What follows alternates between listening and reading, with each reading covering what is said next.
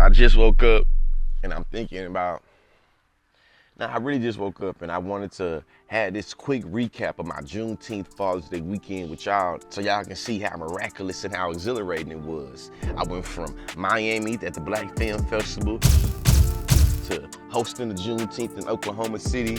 Hey! To even being a virtual keynote speaker at the Teen Summit, to a Planned Parenthood virtual event they had, man. Feeling blessed and highly favored, really. I never would have thought that I would be able to get the opportunity to have the Issa Rae company, Hooray and Fly on the Wall, be able to pick up, something that just started off as a little rinky-dink movie outline about Afrofuturism and cultural appropriation. And they helped me refine that thing into fine art. And here I am now, an executive producer, you know what I'm saying? Then we shot to Oklahoma City. The people of Oklahoma City, shout out to the east side of Oklahoma City, man. Y'all always show me love, man. To all of the amazing performers that hit the stage, you feel me? To my boy JB, to my co-host Deshard Miller, you know what I'm saying? To all the amazing vendors that was out there in Oklahoma City, to all the people that came by and gave me a hug, told me how much my content has impacted them, told me, how much, you feel me, they've learned from me. Like, I appreciate y'all. That type of affirmation and validation is the type of things that keep me going, man. And to everybody that I met in Oklahoma City, I meant what I said. Like, y'all, people like y'all support me, allows for me to get opportunities to go to places like Oklahoma City and the host, or to go places like, the American Film Festival, to be able to show my intellectual prowess because of the following that I have. You know what I'm saying? I really appreciate y'all there for that, man. The 3 things I've learned from this weekend, though, is that when you hit post, you don't really get to choose good and bad who sees that video.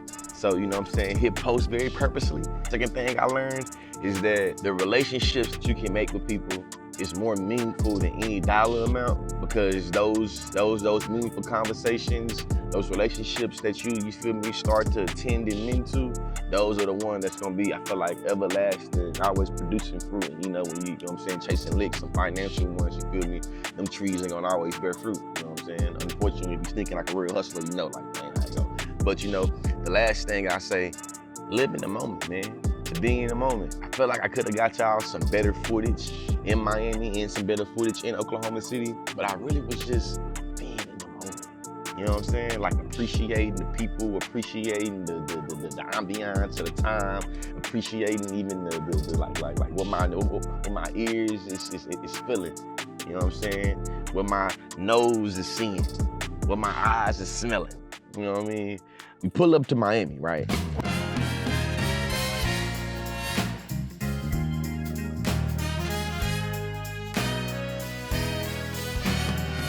Get to Miami, they say something about an all-white party, and I'm like, all-white party? I wouldn't really think about doing nothing today, but maybe hitting a few sessions. So when they say the all-white party, you feel me, no wife, no kids, Father's Day weekend, Juneteenth weekend, I'm in Miami. I'm outside in Miami, so I'm like, I'm gonna find me something to wear. Me doing that, you feel me, wandering Ocean Boulevard and looking for something to wear. I still was cheap and picked this mediocre outfit that I ended up going with, but, you know what I'm saying? I was able to really catch some scene. Eat me some great oysters. Right now, is this the first oyster? Oh yeah, we seeing, we gonna see. It got lemon on it though, bro.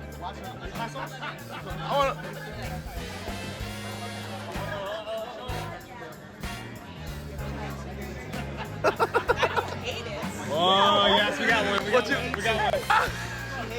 She would walk out right now, she'd be like, baby,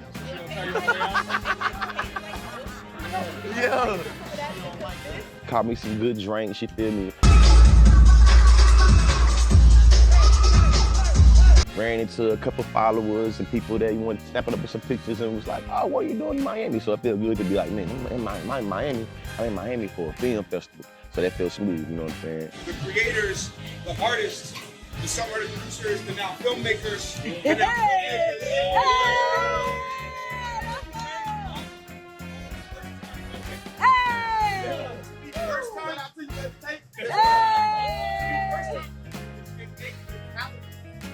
level and polish, button up nature of film that you did, know many people are not doing it. Yes. So that's the second point. Congratulations on that. Yeah.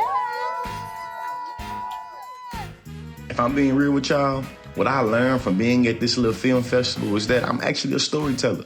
I've never looked at my content or me being a storyteller. I always thought of myself as being much more of like a hood psychologist, so just like an academic. And what being in this little film space showed me is that I have the ability to tell stories that are captivating in a way that's also thought-provoking. And your boy didn't actually about to explore this film scene. You know what I'm saying? Don't be surprised if y'all hear my voice doing more voiceovers on your favorite commercial or your favorite cartoon, you know what I'm saying? Or I'm doing a voiceover on one of them documentaries you might catch on Hulu or Netflix or HBO. But that's a whole other thing though. Really big shout out to Hooray, Fly on the Wall, YouTube. I really appreciate y'all for this opportunity. And y'all have no idea how y'all just opened up my mind and my creativity to kind of being in avenues I never even dreamed of. As collectors, founders of art, who do y'all say gets to dictate the value of art now? And moving forward, how do Black people have more control over that value? I feel like we already have that control. Like, I think this idea of the outside validation is so antiquated. The first thing is showing up. It's scary for all of us. You know what I mean? Like, it was scary for me when I first went into gallery space. And I think about artists that we've worked with. The biggest supporter probably gonna be a stranger. And somebody you know and love probably gonna be your biggest hater. But in the words of Monica, don't take it personal. You see what I'm saying? It's something about capitalism and humility that make what folks be hate. You see what I'm saying? To get your question though, I didn't realize so much went into making a movie. I didn't realize there were so many different moving pieces.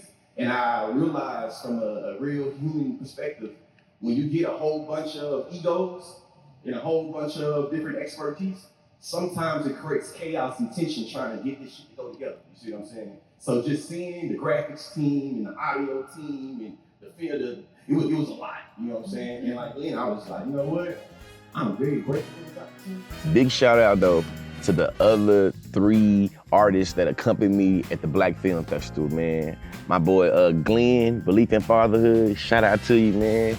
You always dropping jewels, bro. You always say some things that make me think about shit I think about all the time. It's a little bit differently, and for that I appreciate you, man. Shout out to Armani, man, Philadelphia's own, man. You just a cool ass dude to be around, bro.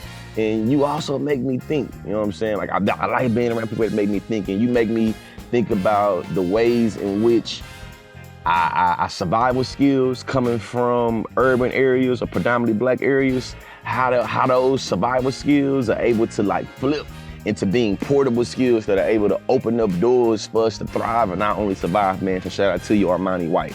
And then Baby Tate, man, your short film about what if Black women were to just disappear, that was just so powerful and just like, I mean, then you even had the part where you had some like all the representation in there. You had the deaf sister coming in and start sign language in it. It was just powerful, man. Shout out to y'all. Looking forward to seeing what y'all do, you know, in this new realm that we all done kind of wandered in. And I really appreciated it and was honored being in y'all company on that stage and really just having my film, you feel me, with y'all's film. And like it really meant a lot to me, you know what I'm saying? Shout out to y'all, you know what I'm saying, young Black folks. Nah, for real though, I'm just a country dude from Bryan, Texas, man. So a lot of times when I'm able to travel around the world, or I ain't trying to work around the world, I ain't been out the country that many times, but travel around the country and see places that I grew up watching on TV and people know me, it hit different, you know what I'm saying? So, you know, those are times I'm able to just, you know, reflect. And usually when I'm booked to go somewhere, I try to, you know what I'm saying, get the time to myself because then I gotta be around everybody else. I'm expected to be on 10, smiling, rubbing elbows, hugging babies and things like that, you know what I'm saying? And they take a lot out of me sometimes. So, you know, I like to try to make sure I'm getting my recharge when I go places. So, you know, looking back, I wish I would have went to more sessions during the Black Film Festival, but I was only there for like 2 days. A lot of y'all don't know this. Even though I was born and raised in Bryan, Texas, I spent most of my adult life, really all of my adult life, in Oklahoma. You know what I'm saying? So this state was able to see me grow from being an 18-year-old teenager to a 32-year-old man And I feel like I'm indebted to not only the state of Oklahoma, you feel me, but the good people of east side of Oklahoma City and south side of Oklahoma City and definitely the north side of Tulsa, you know what I'm saying? Like, man, like the meaningful connections I done made with y'all, the way y'all was able to connect with me, even though I was a nerd from the hood, you feel me? I was able to really connect with me in a way that really made me feel at home, you know what I'm saying? So when I'm tiptoeing in the streets of Oklahoma City, and you know what I'm saying, even when I go to Tulsa, I feel real comfortable. I feel real at home. You know what I'm saying? Everybody cool. Everybody is friendly. People speak. You know what I'm saying? People know who I am. You know what I mean? And just it's always nice to go to an area that was able to kind of see your light and see your value before the rest of the world was. And for me, that's how Oklahoma City and the state of Oklahoma is, man. Shout out to everybody in Norman, Oklahoma, Lawton, Oklahoma, Tulsa, Oklahoma, Muskogee, Oklahoma. You know what I'm saying? Enid, Oklahoma, Edmond, Oklahoma, Moore, Oklahoma. You know what I'm saying? Ardmore, Oklahoma. Shout out to the whole state of Oklahoma, man. God really showed love to this Texas boy. That's the reason why I love coming there. And I was married in Oklahoma. You know what I'm saying? Even my wife from Texas, we got married. You know what I'm saying? We got married in Texas technically, but we was living in Oklahoma. You know what I mean? My kids was born in Oklahoma. So shout out to Oklahoma, man. It's my second home.